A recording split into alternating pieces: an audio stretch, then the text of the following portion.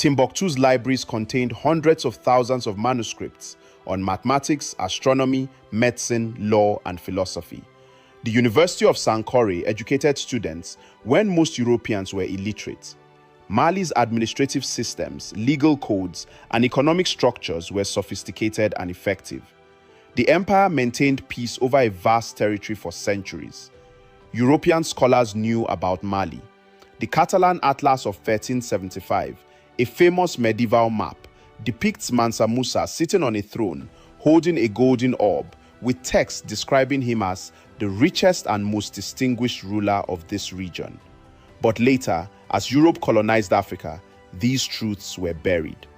African achievements were erased from history textbooks. The narrative shifted to justify exploitation.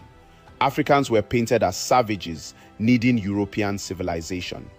Mansa Musa's story destroys this myth. His Mali was wealthy, educated, and organized, a beacon of civilization in its time. One of Mali's greatest secrets was the silent barter system used by the Wangara merchants to trade gold.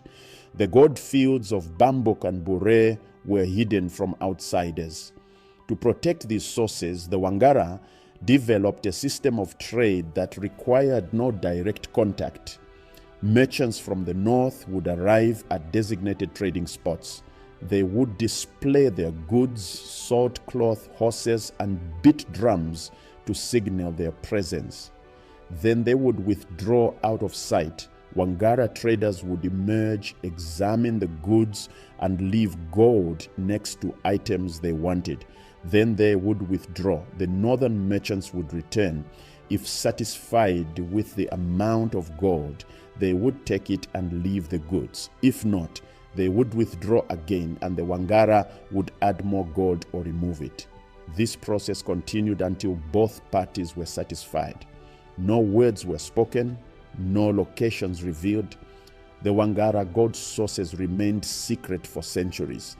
This system demonstrates African innovation and economic sophistication, a peaceful, efficient method of trade that protected valuable resources while facilitating commerce. History often forgets women, and Mali's history is no exception. But women played crucial roles in the Mali Empire. Queens and royal women wielded significant influence. Mansa Musa's senior wife managed the royal household and advised on important matters. In matrilineal societies within the empire, descent and inheritance passed through the mother's line. Women controlled property and had economic power. Women dominated